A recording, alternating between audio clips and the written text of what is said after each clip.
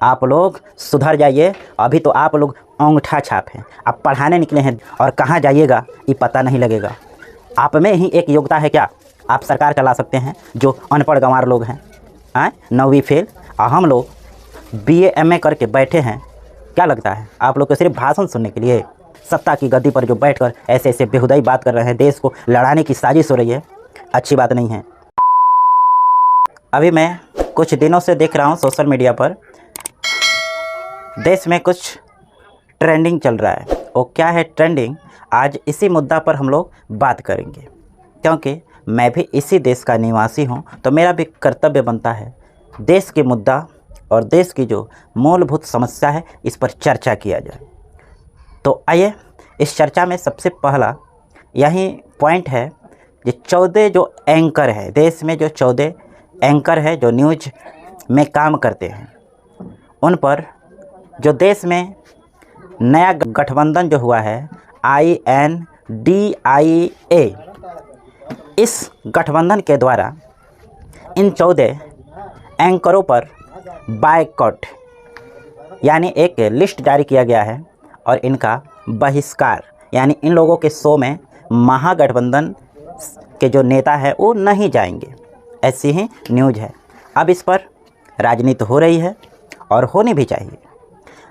तो मैं आप लोगों से पूछना चाहता हूं, इस मुद्दा पर आप निश्चित कमेंट कर हमें बताइएगा, क्योंकि आप भी बुद्धिजीवी हैं और देश आपका भी है, तो आपका भी कर्तव्य बनता है इस मुद्दा पर आप भी बोलें। आइए पहले शुरू करते हैं इस देश की संविधान से। यह देश जो है भारत, यह हमारे बाबा साहेब भीमराव अंबेडकर के बनाए संविधान से चलता है और उस संविधान में यह पूर्ण आज़ादी बोलने की दी गई है, ठीक है। और उसमें लोकतंत्र में चौथा स्तंभ जो माना जाता है, चौथा स्तंभ वह मीडिया यानी पत्रकार महोदय को दिया गया है, ठीक है। वह स्पेशल उन लोग का एक अधिकार है जो आम लोग यानी हम जैसे लोगों के लिए वो नहीं है। हम बोल सकते हैं, कुछ लिख सकते हैं, बोलने की पूरी आज़ादी है, लेकिन एक मीडिया को स्पेशल पावर दिया गया है। यह कौन दिया है? तो बाबा साहेब भीमराव अंबेडकर। बाबा साहब के बारे में तो बताना विशेष यहाँ पर ज़रूरी नहीं है, सभी लोग जानते हैं बाबा साहेब ने हमारे संविधान को रचयिता है और उन्हें फादर ऑफ संविधान बोल सकते हैं। तो आइए वहाँ पर थोड़ा सा अब एक बात बताइए, यह इस देश में, जिस देश में संविधान से चलता है और उस संविधान का एक प्रकार से ये लोग बायकॉट कर रहे हैं ना। बाबा साहेब के चौथा स्तंभ जो लोग हैं, पत्रकार है, पत्रकार स्वतंत्र है, जिनके बारे में कुछ भी बोल सकते हैं, कुछ भी यानी जो जायज़ हो, ऐसा नहीं जे, क्योंकि उन लोग पर भी केस होता है, वे लोग भी जेल जाते हैं गलत करेंगे तो देश में। बाबा साहेब एक और बात बोले हैं, किसी को पूरी आज़ादी दिया गया है लेकिन गलत करने के लिए नहीं, तो पत्रकार महोदय भी जेल जाते हैं, इसमें कहीं दिक्कत नहीं है। जब मुख्यमंत्री जा सकता है तो पत्रकार क्या है? मुद्दा यह नहीं है, मुद्दा ये है कि बाबा साहेब भीमराव अंबेडकर का जो संविधान है, क्या आज वह खतरे में नहीं है? आप कमेंट करो, है या नहीं। यह जो 14 एंकर हैं, इन पर जो गठबंधन, महागठबंधन के लोग हैं, जिनका अब नया नाम बन गया है INDIA ...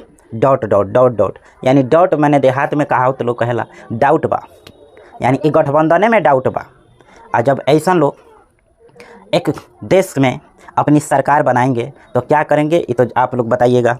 हमें इसी मुद्दा पर बात करना है। जो 14 एंकर हैं वो किसी भी न्यूज़ से हो, उन लोग पर कैसे, किस संविधान के किस अनुच्छेद में ऐसी व्यवस्था इन लोग को मिला है जो ये लोग 14 पत्रकारों को बायकॉट करेंगे, यानी बाउंड कर दिए हैं, कैसे?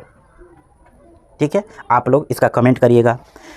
इन लोगों पर जो 14 न्यूज़, जो 14 एंकर हैं, उन लोग के शब्दों में एंकर, यानी मुझे तो इतना अंग्रेजी आता नहीं है, मैं पत्रकार ही समझता हूँ। ये 14 पत्रकार हैं। इन लोगों पर इस गठबंधन के लोग जो मोदी जी को हराने के लिए पूरे, जो एक दूसरे को पहले गाली देते थे, यह एक दूसरे को जो गाली देते थे, आज एक साथ बैठकर खाना खा रहे हैं। और ये लोग आरोप लगा रहे हैं कि ये पत्रकार देश में नफरत फैलाते हैं। ठीक है, यानी बैठाकर एक धर्म को दूसरे धर्म से टकराव कराते हैं। ठीक है, वहाँ पर तो पत्रकार 2 धर्मों को बैठाकर कराते हैं, ऐसा है। लेकिन आप लोग बताइए, आपके गठबंधन में, अभी मैंने कुछ दिन पहले एक वीडियो देखा था, तमिलनाडु के मुख्यमंत्री जो हैं MK स्टालिन, उनके सुपुत्र जो हैं वो भी मंत्री हैं, उनका नाम उदयनिधि स्टालिन है। ओ महोदय क्या बोले थे सनातन धर्म के बारे में, आप लोग से छुपा नहीं है, ऐसे शब्द मैं बोल नहीं सकता हूँ, लेकिन कैसे कैसे शब्द का इस्तेमाल किए थे। क्या देश में ऐसे शब्द बोलने से मोहब्बत बढ़ेगा या क्या होगा, आप लोग बताएंगे। उन लोग के साथ ये गठबंधन में हैं और बोल रहे हैं, ये पत्रकार पर आरोप लगा रहे हैं, जब खुद के वैसे लोग हैं। चलिए, वो तमिलनाडु की घटना थी। अभी बिहार में एक शिक्षा मंत्री हैं जो बार बार हिंदुओं के पवित्र ग्रंथ पर टिप्पणी करते हैं। इससे क्या भाईचारा बढ़ेगा या दुराव होगा, आप खुद बताइए। जब इनके नेता लोग ही ऐसे ऐसे बोलेंगे, ऐसे ऐसे विचार प्रकट करेंगे, तो बताइए, आरोप लगाएंगे पत्रकारों पर, तो क्या देश की जनता नहीं जानती है कि किसको बायकॉट करना है। याद रखिए, आप लोग सुधर जाइए। अभी तो आप लोग अंगूठा छाप हैं, आप पढ़ाने निकले हैं देश को। अब ऐसे नहीं चलेगी। जाति पाति से उठकर हर युवा जो पढ़ा लिखा होगा वो निश्चित आप लोग का विरोध करेगा। 24 क्या, आने वाले समय में भी आपकी ऐसी रवैया रहेगी तो पत्ता कट जाएगा और कहाँ जाइएगा ये पता नहीं लगेगा। आप में ही एक योग्यता है क्या, आप सरकार चला सकते हैं, जो अनपढ़ गंवार लोग हैं, 9वीं फेल, और हम लोग BA MA करके बैठे हैं। क्या लगता है आप लोग को सिर्फ भाषण सुनने के लिए?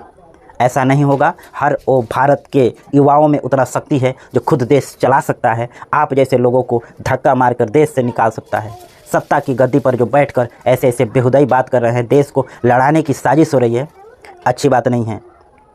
तो मैं आप लोग से एक ही बात पूछूंगा, यह जो निर्णय इन लोग के द्वारा लिया गया है सही है या गलत है? क्या चुनाव एंकर जिताते हैं या खुद आप अच्छा काम करेंगे जनता आपको वोट करेगी? इसमें एंकर यानी मीडिया का कोई बहुत बड़ा योगदान नहीं होता है। आप अच्छा बोलेंगे, आपके शब्द जनता के कानों तक पहुंचाने का काम मीडिया करता है, और अच्छा लगता है तो आपको वो लोग जनता वोट देगी, अच्छा नहीं लगेगा तो आपका भी बायकॉट होगा। तो इसलिए बोलने से पहले आप मीटिंग करिए तो थोड़ा सलाहकार एजुकेटेड रखिए। आप में देहात में एगो कहावत है जे चलनिया हंसे सुपुआ के ना, जवना में 76 गो छेद। तो इसलिए भाई आप कुछ भी बोलिए, जनता समझदार है, सब समझती है। और 14 जो एंकर के आप लोग लिस्ट जारी किए हैं ना, यह 14 एंकर आपको बता देंगे। धन्यवाद, नमस्कार, जय हिंद।